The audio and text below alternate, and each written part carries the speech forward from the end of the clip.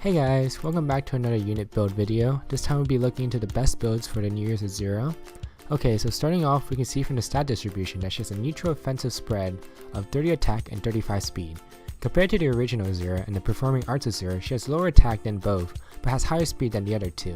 However, this won't really affect her really much because she's a fire unit, which enables her to take advantage of home flyers, which will grant her plus 6 attack and plus 6 speed.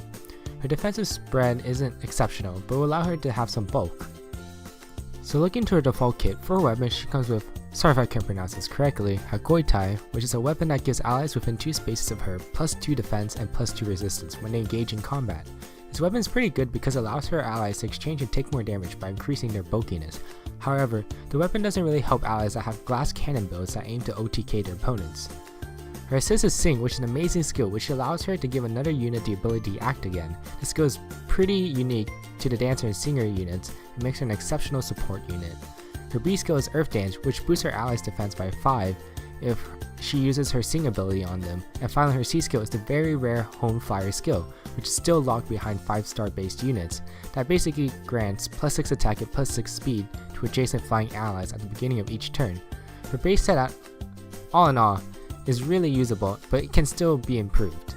So moving on to the first build I have for you guys today, it will be her buffer set, in which we can fortunately use most of the skills that came in her default set. We run Hagoita as her weapon to give the additional plus 2 defense and plus 2 resistance to her allies in combat, and of course we would run Sing on her as well.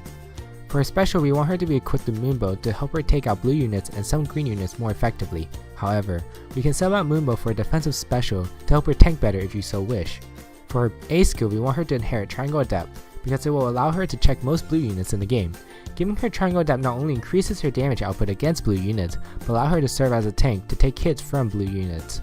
And for her B skill and C skill, we will keep Earth Dance and Home Flyers. Wings of Mercy can be used instead of Earth Dance to give her more mobility and allow her to teleport to injured allies. It's a very viable alternative to Earth Dance, and you can't go wrong with Wings of Mercy.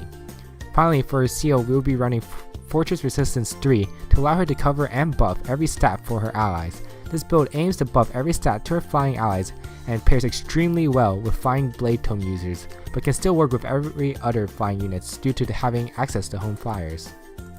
For her IVs, plus speed will work best here to prevent her from being doubled as often. Any other boon will just work as well for her kit, since her main job is to support and assist other allies instead of fighting. That being said, for her Bane you want her to be running minus HP because you're running Triangle Adept. Minus attack is still good because of her having access to home flyers.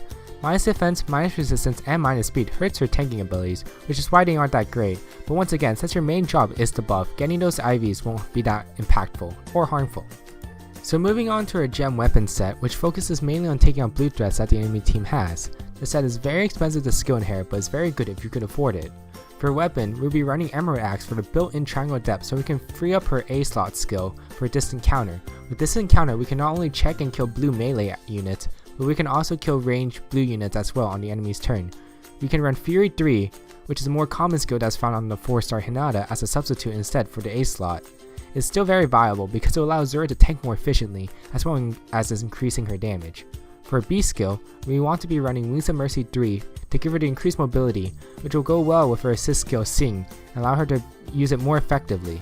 And lastly, we will run Home Flyers to give a huge offensive boost to our flyer units' allies. For Seal, you can run either close or distant defense depending on your team.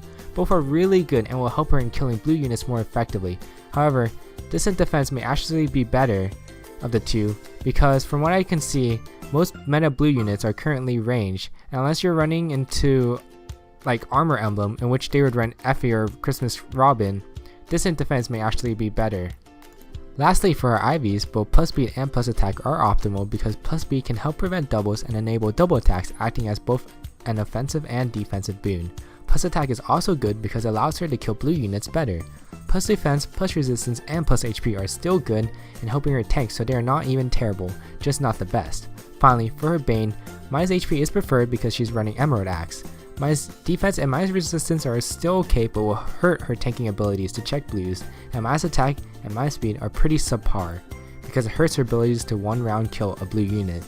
But even if yours has bad IVs, she's still very good, and remember, Anyways, thanks guys for watching this video. Hopefully it was insightful. I'm still new to this, so I would appreciate any tips or comments to be left in the comment section below so I can read them later. Thanks!